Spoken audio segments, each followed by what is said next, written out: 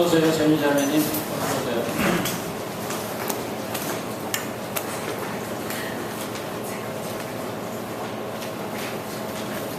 날이 좀 살만해졌습니다.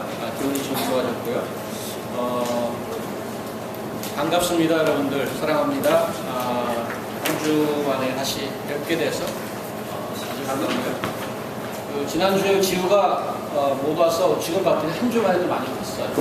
가서 좀 구경 좀 하시고 기도해 주시고 잠깐 한 주 떨어졌는데 인사하는 시간을 갖겠습니다. 가운데 저 뒤쪽으로 좀 넓은 데로 가셔갖고 어떻게 여름 잘 서바이브하고 계신지 냉면은 드셨는지 조금 인사하는 시간 갖도록 하겠습니다. 일어나세요.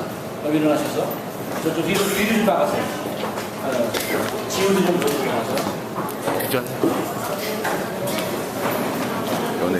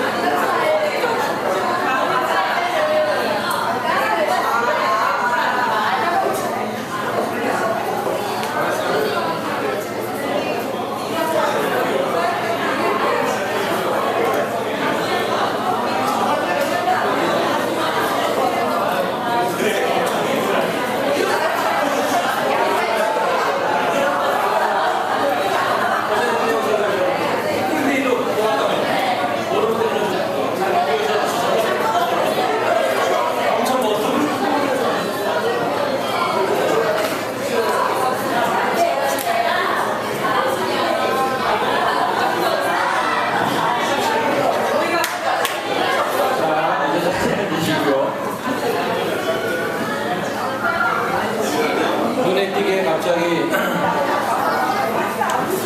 자매님들이 서로 살가워지 못한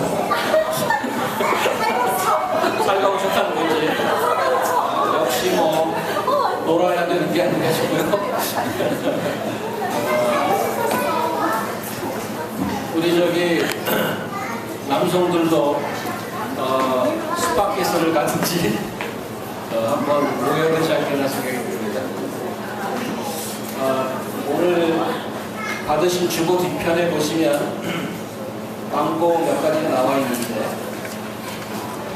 저희가 애써서 예배를 준비하는 분들이 많아지고 있어서 얼마나 귀한지 모릅니다.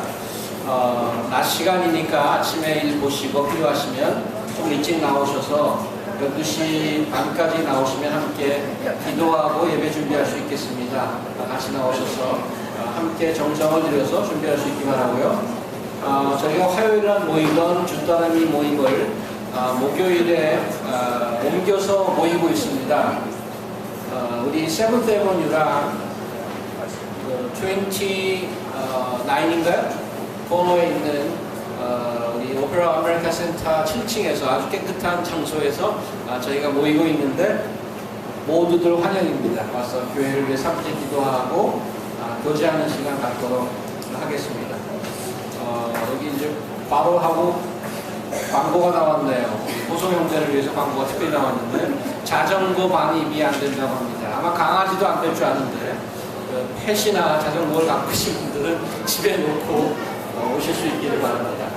저희가 예배 후에 동예부에 모이던 소그룹 코익은 방학을 좀 하고 있습니다. 그래서 목요일에 같이 잘 의논하고 또 우리 9월이 돼서 사람들이 보라고 하면 정상적으로 다시 코익 모임, 소그룹 모임을 하도록 하겠습니다.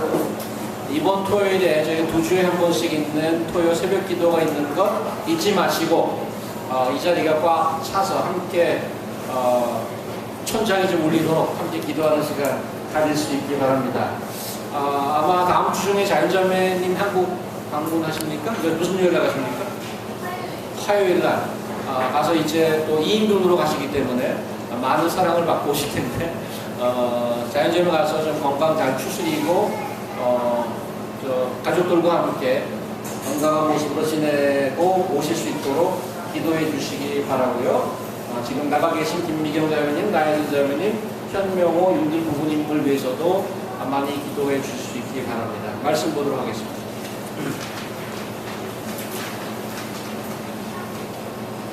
누가복음 22장 뒷부분, 제 뒷부분 이제 보겠는데요. 상원 형제께서 나오셔서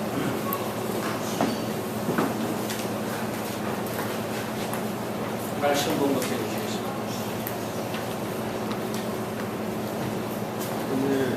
오늘 말씀은 누가복음 22장 39절에서 53절 말씀입니다. 누가복음 22장 39절 53절 말씀. 예수께서 나가사 습관을 따라 감난산을 가시매 제자들도 따라갔더니 그곳에 이르러 그들에게 이르시되 유혹에 빠지지 않게 기도하라 하시고 그들을 떠나 돌 던질 만큼 가서 무릎을 꿇고 기도하여 이르시되 아버지여 만일 아버지 뜻이거든 이 잔을 내게 옮기시옵소서. 그러나 내 원대로 마시옵고 아버지의 원대로 되기를 원하나이다 하시니 천사가 하늘로부터 예수께 나타나 힘을 더하더라. 예수께서 힘쓰고 애써 더욱 간절히 기도하시니 땀이 땅에 떨어지는 빗방울 같이 되더라.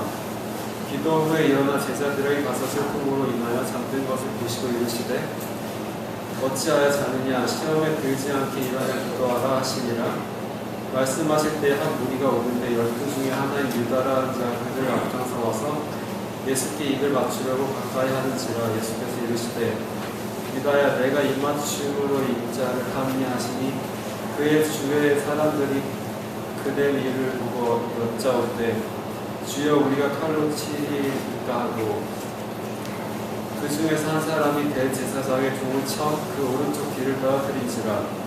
예수께서 일러 이르시되 이것까지 참으라 하시고 그 귀를 만져 낫게 하시더니 예수께서 그 잡으러 온 대제사장들과 성전의 경비 대장들과 장로들에게 이르시되 너희가 강도를 잡는 것 같이 검과 문치를 가지고 나으느냐. 내가 날마다 너희와 함께 성전에 있을 때 내가 손을 대지 아니하였도다. 그러나 이제는 너희 때의 어둠의 권세로다 하시니.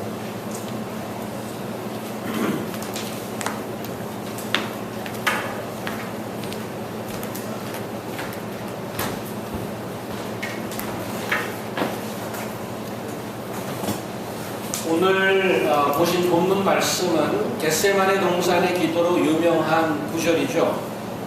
본문 39절을 보면 이제 6월절 만찬했던 곳을 떠나서 장소가 감람산으로 바뀌었습니다. 예수께서 하신 기도의 주 내용은 42절에 나와 있죠. 아버지여 만일 아버지의 뜻이거든 이 잔을 내게서 옮기시옵소서. 그러나 내 원대로 마시옵고 아버지의 원대로 되기를 원하나이다.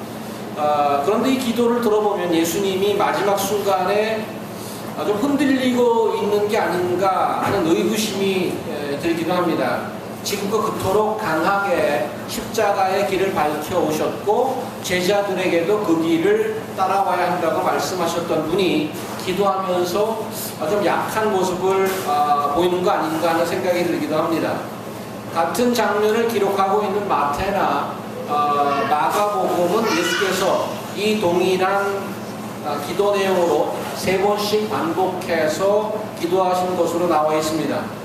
물론 우리는 평이하고 일상이나 일이 잘 되고 있을 때보다 힘들고 어려울 때 기도합니다.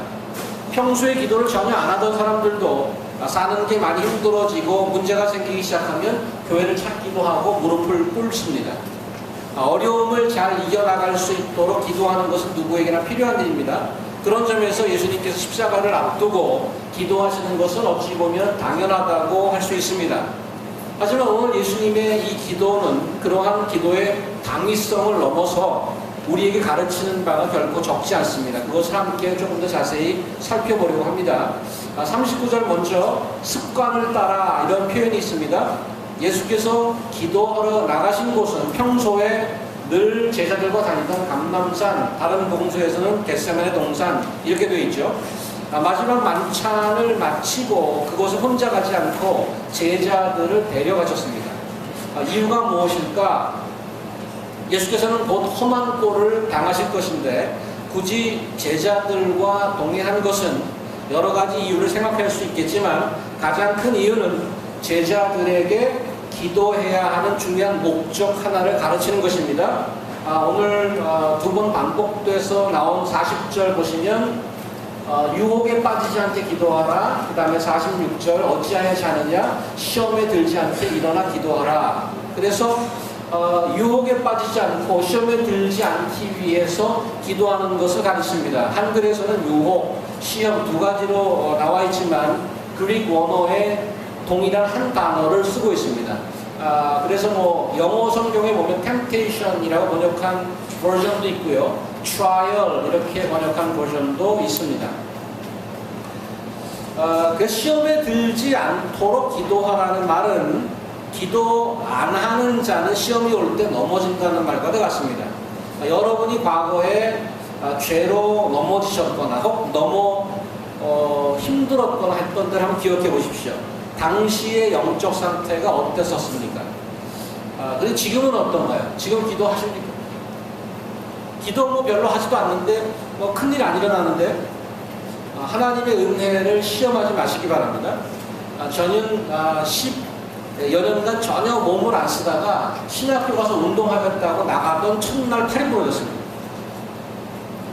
그래서 이렇게 기부스를 하고 다니다가 조금 나서 기부스 풀고 나서 왼손이 부러졌기 때문에 오른손으로 치는 테니스를 바로 나갔습니다. 나가는 날 아킬레스건이 끊어졌습니다.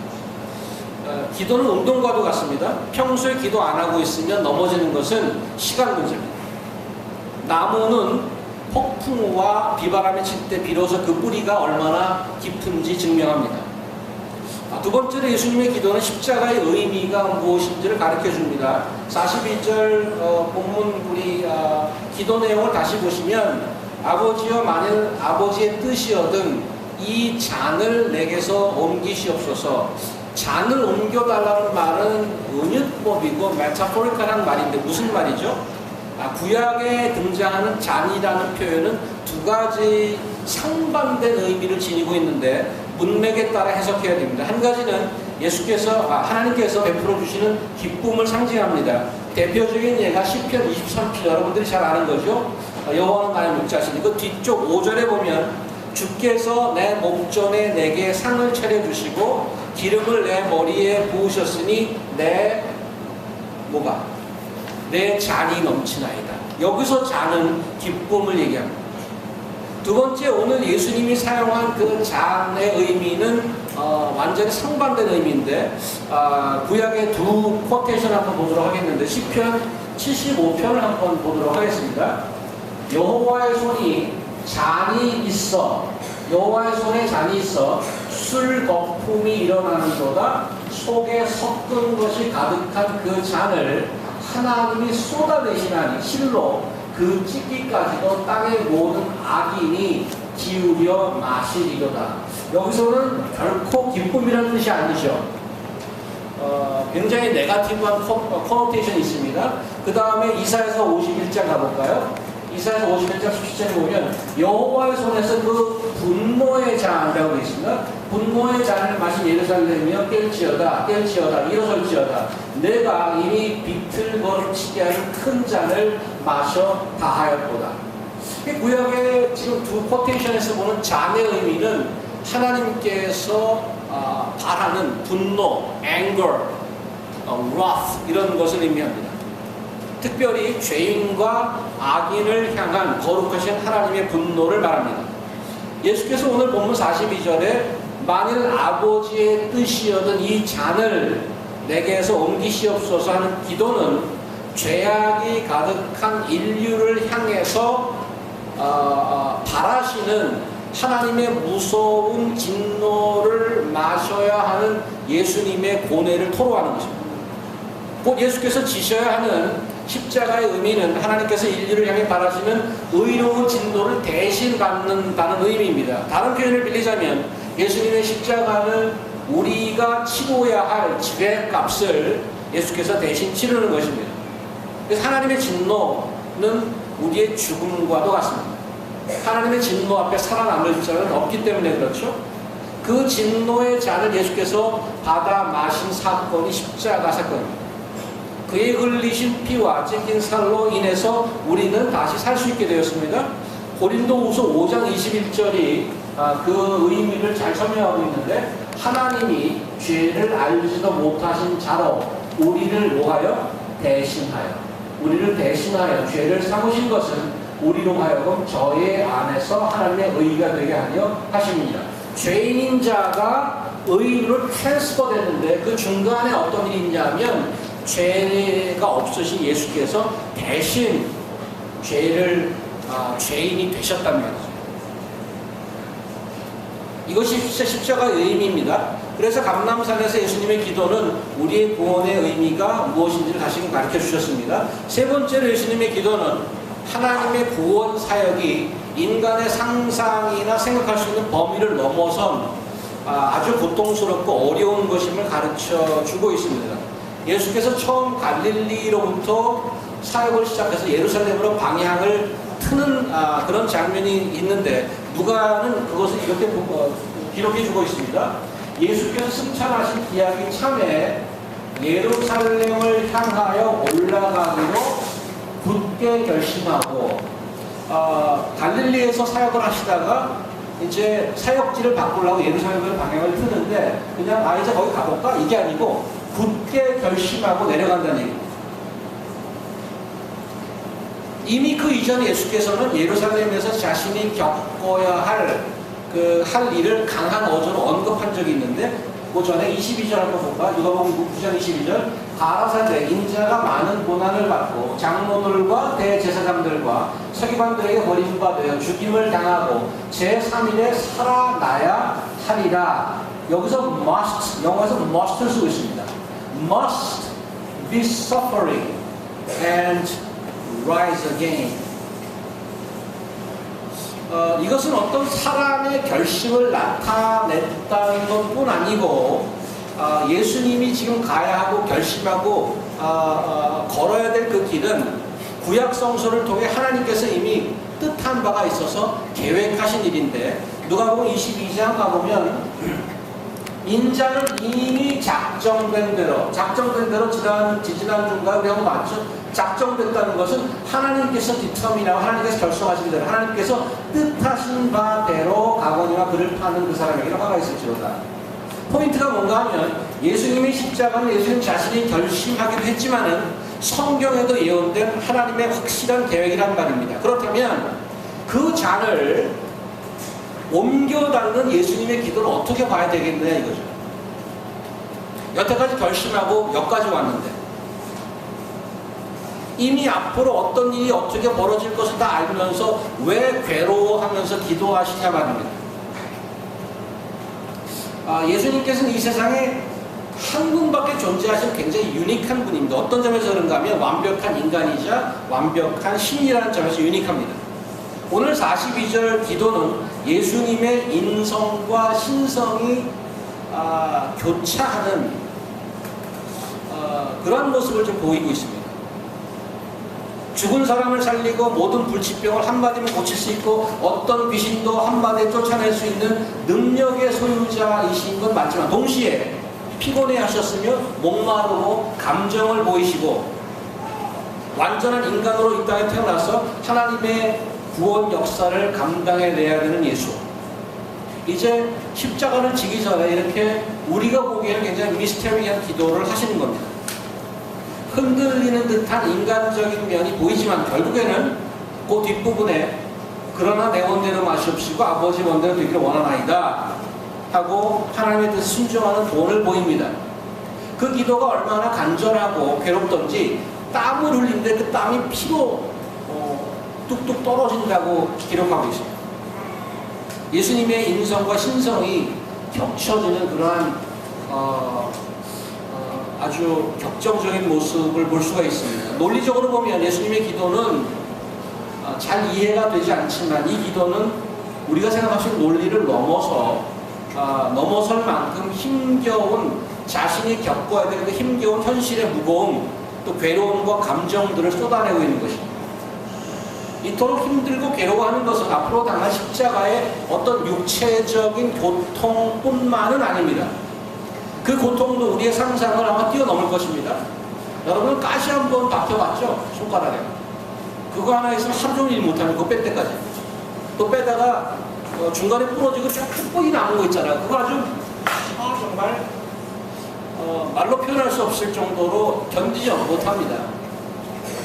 그거를 좀 바늘로 찢어내고 핀셋으로 뽑아내기 전까지는 못을 바뀌었다고 생각해 보세요. 아까 제가 말씀드렸습니다만은 축구하다가 팔이 부러졌잖아요. 팔 가운데 보면 이 뼈가 2개 있는데 뼈가 하나가 부러졌어요. 2개 중에서 이렇게 들어보니까 팔이 직각으로 이렇게 꺾여 딱 직각이에요. 하나가 부러지니까. 근데 그것이 뼈가 부러지고 이렇게 들고 있는 손이 얼마나 고통스러운지 정말 literally 하늘이 하얘지는 그 느낌이죠. 정말 하얘져요. 그래서 기절한다고 그러잖아요. pass out 한다고. about to pass out. I was about to pass out. 그 고통은 뭐 이루 말할 수가 없어요. 그 고통. 그런데 못이 2개 박히고 밑에 박히고 창으로 찔린 그 고통은 상상을 못하는 거죠. 하지만 예수께서 정말 괴로워하는 것이 그 육신적인 괴로움 때문에 그런 것인가? 여기서 생각해봐야 될 것은 온 인류의 죄를 한 몸에 받으시고 하나님의 진노를 받아야 한다는 그 사실이 괴로운데 그게 뭐가 괴로운가? 조금씩 살아나시는데 그렇게 쉽게 생각할 것이 아닙니다.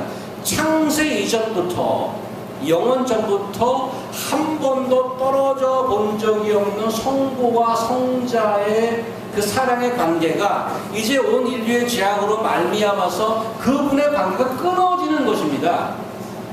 이제 아들로 보는 것이 아니고 죄인으로 보는 것입니다. 그것도 한 죄인이 아니고 온 우주의 온 인류의 죄를 뒤집어 쓴 그 죄인으로 보고 거기에 진노하는 것입니다. 그 사랑의 관계가 끊어지는 그 아픔이 그게 괴로움. 나 3일 후에 일어나 알잖아. 예수님의 괴로움은 연극이 아니란 말이에요. That is reality. The real suffering. 그 완벽한 사랑의 관계가 이제 저주를 받아서 죽음의 나락으로 떨어져야 하는 것인데 그 고통이 얼마나 큰지 기도하지 않을 수 없었고 그 기도가 얼마나 간절한지 땀이 피로 떨어져 내렸단 말이죠. 우리의 구원은 값없이 받은 은혜 맞지만 그 대가를 우리가 치르지 않았을 뿐이지 하나님의 아들이신 예수께서 그 대가를 대신 치러내신 것입니다. 그래서 예수님의 겟세마네 기도는 우리의 구원을 위해 하나님께서 얼마나 큰 대가를 치루었는지를 가르쳐 주시는 사건이죠. 정리하면 이렇습니다. 예수님께서 감람산에서 하신 기도는 제자들은 물론이고 예수를 따르려는 우리에게도 깊은 가르침을 주는데 우리가 첫 번째 시험에 빠지지 않게 하기 위해서 기도는 필수라는 걸 가르쳐 주시고 있고요. 예수님의 기도는 그 십자가의 의미가 무엇인지를 가르쳐 주고 있고 예수님의 기도는 하나님의 구원이 거저온 것이 아니고 아주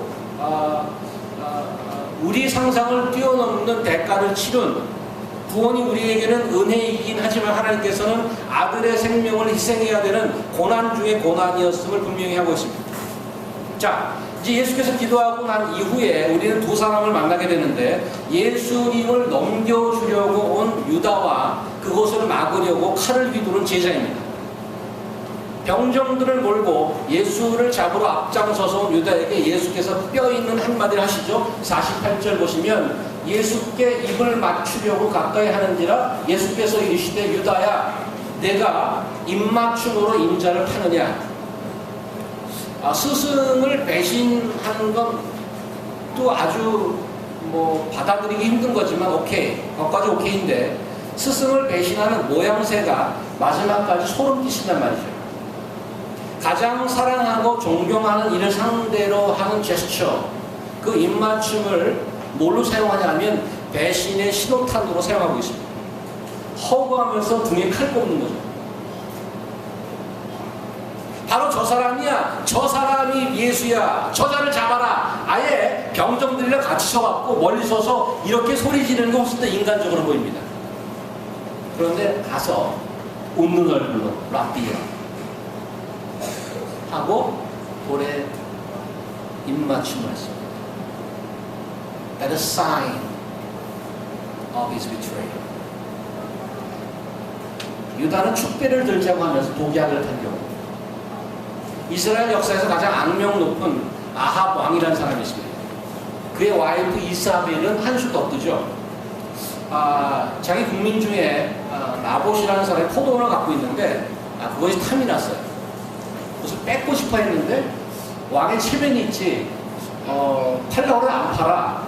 안 파는 이유는 그 노예 율법의 조상으로부터 물려온 땅을 팔지 말라는 율법을 지키기 위해서 안 파는 것이, 그 땅을 굳이 소유하려고 안 파는 것은 아니었습니다. 율법을 지키기 위해서 왕의 제안도 거절했던 나봇입니다. 근데 그 포도원이 갖고 싶어서 배가 아파서 죽을 지경이야, 왕이. 열왕기상 하나 볼까요? 그 부분을 잘 들어보세요. 왕은 이제 아합이고 그 아내가 이사벨인데, 그 아내 이세벨이 저에게 이르되 왕이 이제 이스라엘 나라를 다스리나이까 일어나 식사를 하시고 마음을 즐겁게 하소서. 왕이 저거 갖고 싶었으나 찡찡거리고 잠도 못 자고 그러니까 와이프가 일어나서, 아니 당신 왕 아니야? 왜 이렇게 찌질하게 앉아있어? 밥 먹어!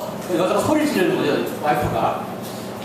즐겁게 하소서. 내가 이스라엘 사람 나봇의 포도원을 왕께 드리리라 하고 아합의 이름으로 편지를 쓰고, 그러니까 왕의 서명이 들어간 편지를 부인이 대신 쓰는데 문구가 이렇습니다.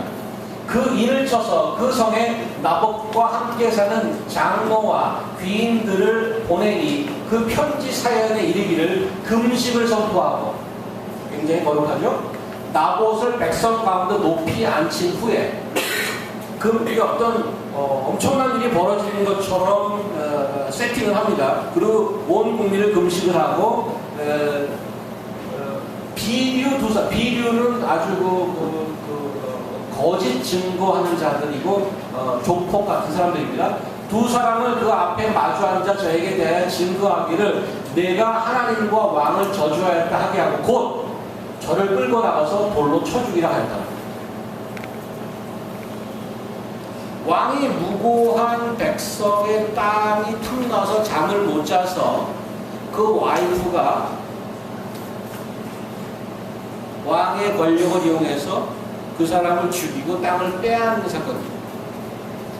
요즘 여기저기 꽁쳐놓은 돈을 숨기시느라고 고생하시는 전직 나라님들의 이야기가 언론에 오르내리고 있는데, 그 정도까지 올라갔으면 사실 퇴임 후에 먹고 살 걱정은 안 해도 되지 않습니까? 어찌 그토록 욕심을 피우는지 이해하기가 어렵습니다.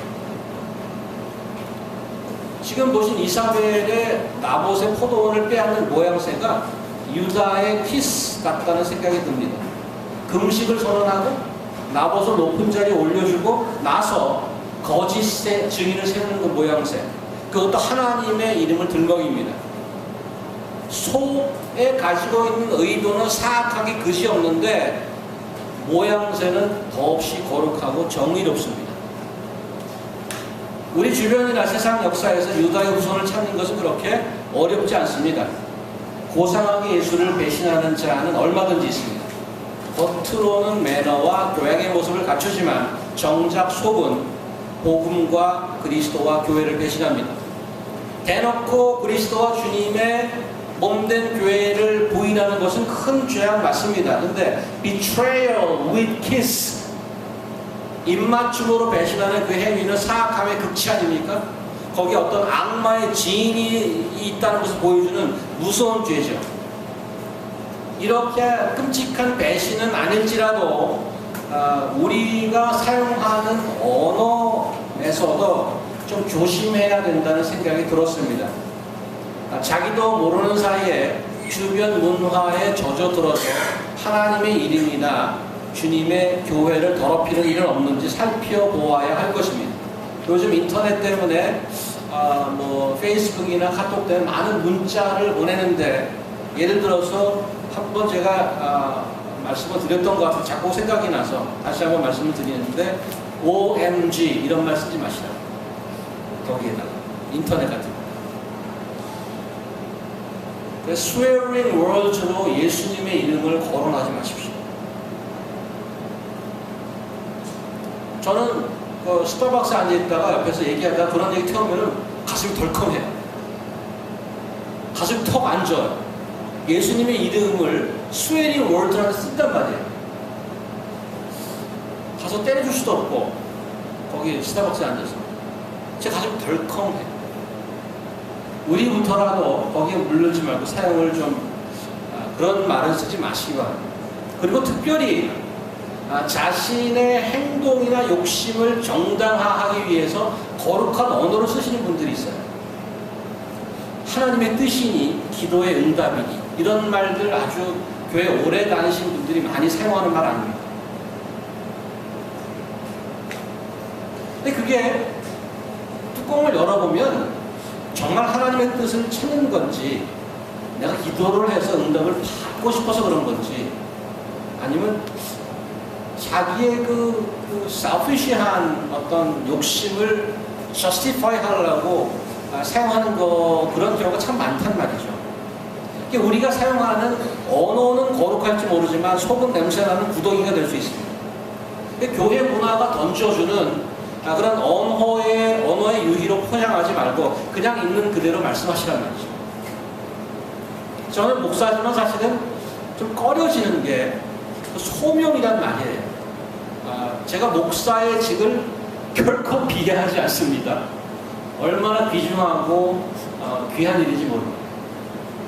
근데 소명이란 말 때문에 목사직이 우상이 되는 것을 한두 번 본 것이 아닙니다.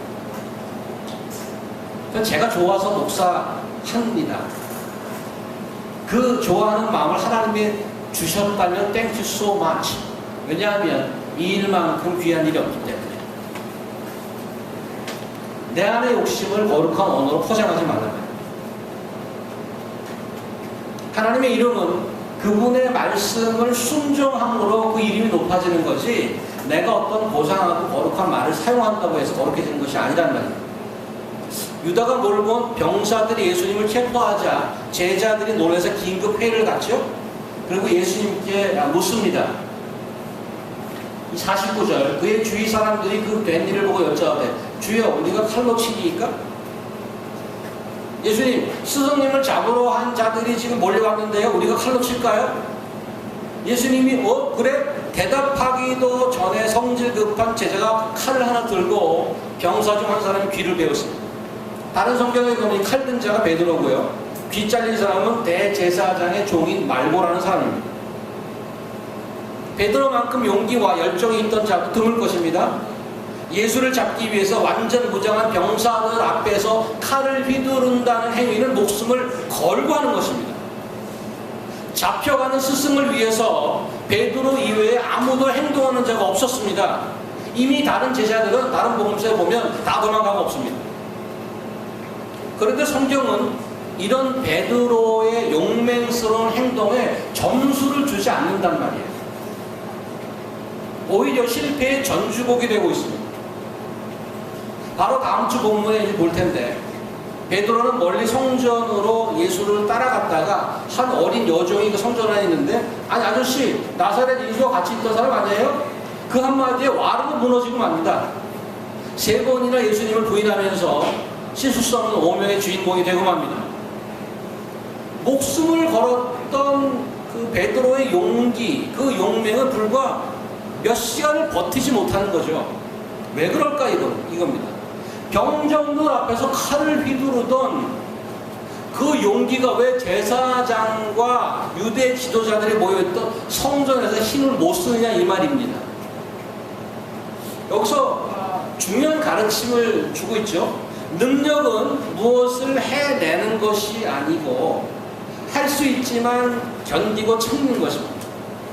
우리는 치열한 전투에 손을 들고 나가는 용기는 곧잘 발휘하지만 평범한 일상에서 그 자리를 지키는 것에는 굉장히 약합니다. 이웃을 사랑해서 식사 초대하는 것은 쉽지 않습니다. 마음 먹고 와야 됩니다. 그런데 사랑스럽지 않은 이웃에게 매일 인사하는 것은 훨씬 어렵습니다.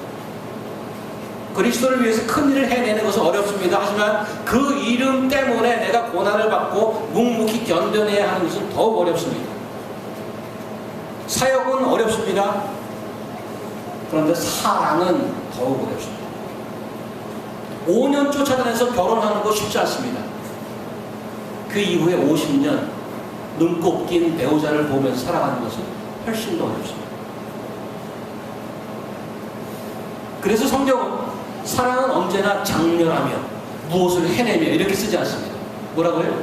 사랑은 언제나 오래 참고 이렇게 말합니다. 견디는 게 능력이란 말입니다. 예수께서 오늘 늘 가서 교제하던 감람산의 제자들을 데리고 기도하면서 간절히 부탁했죠. 뭐라고? 시험에 들지 않게 깨어서 기도하라. 베드로가 받은 시험이 뭐예요 그러면? 베드로가 시험의 내용이 뭐길래 그 시험 받으면 무너진 거죠? 베드로가 받은 시험은 위험한 상황에서 용기를 못 낸 것이 아니고 견디지 못한 것이 그 시험거리였단 말이죠. 무엇을 못 견뎌본 거예요? 여기서 예수께서 피땀물을 흘리며 괴로움으로 기도하시던 모습을 다시 한번 복기하고 상고해 볼 필요가 있는데, 예수님의 고통의 근원은 아까 말씀드렸다시피 세상 모든 죄를 대신 지고 성부 하나님과 그 관계가 끊어지는 진노를 받는 그것이 괴로운 것이라고 했습니다. 그런데 이 말은 예수님의 기도 42절이 보여주듯이 내 뜻대로 하는 것이 아니고 아버지 뜻에 순종하는 그 길이었습니다. 베드로의 시험거리는 자기 뜻대로 행동하는 것이었단 말이죠. 그것이 스승을 위하는 길이라고 생각하고 목숨을 걸어 바치는 용기임에도 불구하고 실패한 이유입니다. 예수님의 기도는 앞으로 우리가 성도가 어떻게 기도하며 살아야 하는 본을 보여주는 아주 귀중한 내용입니다. 내 뜻대로 용기 100배 하여 날뛰고 목숨 걸고 사역한다고 하는 것이 아니고 하나님의 뜻에 나를 묶어두는 것입니다.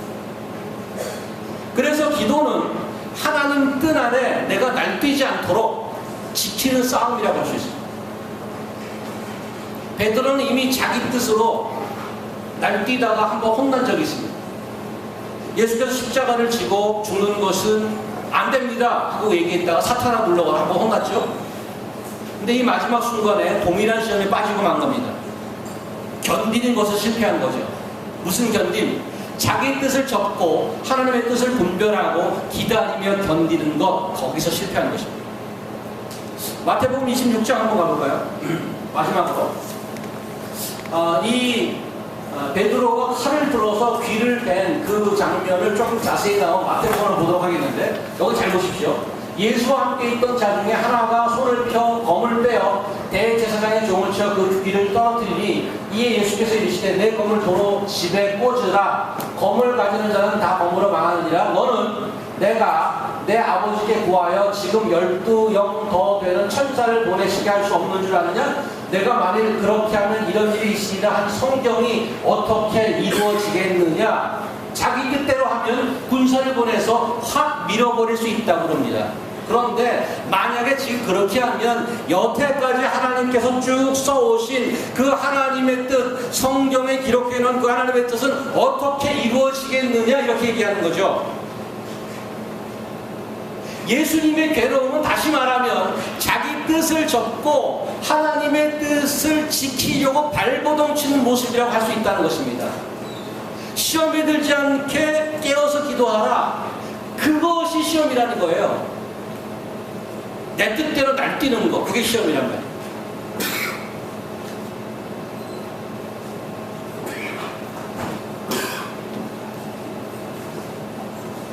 그분의 예수의 견딤이 아니었다면 여러분과 저의 구원도 없습니다. 하나님의 말씀이 이루어질 때까지 그 뜻 안에서 견디는 것, 그것이 진정한 능력이란 말입니다. 거기에는 고통과 괴로움이 따릅니다. 하지만 그것이 생명의 길이요, 그것이 승리의 길임을 기억하시기 바랍니다. 그리고 그 견딤을 위해서 기도하셔야 됩니다. 우리는 고난 속에 견딤은 언제 끝나는 것입니까? 우리가 상황에 끌려 돌아가는 것인지 주 뜻대로 견디는 것인지 어떻게 알겠어요? 마지막 52절, 예수께서 그 잡으로 대제사장들과 성전의 경비장들과 장로들에게 이르시되 너희가 강도를 잡는 것 같이 검과 몽치를 가지고 나왔느냐? 내가 날마다 너희와 함께 성전에 있을 때 왜 나를 안 잡았냐? 내가 손을 대지 아니하였도다. 그러나 이제는 너희 때여 어둠의 권세로다. 예수님은 자신이 잡혀가면서도 마치, 저는 이 구절을 읽으면 마치 자신의 시나리오를 진행하는 감독의 포스가 나타나고 있어요. 이 지금 52, 53절은 내가 매일 성전에 가는데 왜 안 잡아? 이 위선적인 것들하고 그 위선을 야단친다기보다 하나님께서 모든 역사를 완벽하게 컨트롤하고 있다는 것을 바로 선언해버리는 그런 모습입니다. 그래서 우리를 무너뜨리려는 악의 세력이 있다면, 나를 힘들게 하는 악의 세력이 있다면 그 세력은 하나님의 큐 사인이 없으면 전혀 움직일 수 없단 말이죠. 그리고 하나님께서 컷 하면 그 악은 멈출 수밖에 없다는 거죠. 여태까지 너희들 나를 잡으려고 그랬지, 못 잡았지. 능력 없어 못 잡은 게 아니고 내가 못 잡게 한 거지. 이미 예수님이 시작부터 갈릴리 회당에서 설교했는데 사람들 절벽에 나가서 떨어뜨리려고 했습니다. 결코 죽지 않습니다. 왜? 하나님의 뜻이 그때 돌아가실 타임이 아니기 때문에. 지금 얘기해서 Now this is your hour. Go ahead. 마치 하나님께서 Q. Now it's your turn to behave. 모든 우리를 얽어매고 교회를 무너뜨리려고 하는 악의 세력이 있다면 하나님께서 허락하지 않으면 they can't move. 그 하나님이, 그 아버지가 그 감독이 우리 아버지란 말이죠. 중앙아시아 여러 부족에게 수년 전에 복음이 전해졌습니다. 그 사람들이 정글에서 막 떨어져 살기 때문에 선교사님들이 가서 많은 복음을 많은 분들이 믿게 됐어요. 교회 건물이 없었어요. 어떻게 할까? 그래서 이 전체 부족들이 있는 센트럴 파트, 제일 가운데다가 기도 처소를 하나 마련했습니다. 그 사람들이 복음을 듣고 너무너무 기뻐서 매일 모여서 기도하고 싶어 했어요. 근데 가운데 기도면 각자 사람들이 그 길을 매일 아침 저녁으로 오느라고 그 정글에 길이 생겼습니다. 매일 모여서 기도했습니다. 그래서 길이 생기는데 이제 시간이 많이 지나서 개중에 몇몇은 신앙이 떨어지고 그 모임에 안 나오기 시작했습니다. 형제들이 가서 그 안 나오는 형제들 데리고 이렇게 격려했습니다. Brother, the grass is growing on your path. 매일 다니면서 그 풀이 다 죽어서 길이 났는데 이제 네가 다니는 그 길에 풀이 자라나고 있네. 다시 나와야지. 여러분들 주 앞에 나오는 길에 잡초가 우거져 있지 않습니까? When was the last time that you come to the presence of God and kneel down? When was the last time? Was it last year? Last month? Twice a month we gather together. Or in your local area, you can go to 새벽기도 every day. Or you can kneel down. You get up and kneel down in your room. 기도는 그분 안에 나를 묶어두는 견딤의 장치입니다. 기도하지 않으면 넘어집니다. 그래서 not my will but your will be done. 여러분과 저 CMC 다운타운 늘 깨어서 기도하며 고난 중에 승리를 누리시는 여러분 모두와 우리 교회 되기를 주의 이름으로 축복합니다. 기도하겠습니다. 하나님, 저의 생각대로 용기를 내고 결심하고 열심을 내서 살아왔는데 넘어진 적이 한두 번이 아닙니다. 아버지의 뜻이 어딨는지 잘 분별하고 그 뜻 안에서 셀프 컨트롤할 수 있도록 하나님 도와주시옵소서. 그 견딤을 위해서 제가 서로 격려하고 넘어지지 않을 수 있도록 서로 위로하며 함께 주님의 뜻이 이루어질 때까지 잘 견디며 하나님의 승리하는 것을 누리고 경험하게 되는 저희 CMC 될 수 있도록 하나님 도와주시옵소서. 예수님 이름으로 기도합니다. 아멘.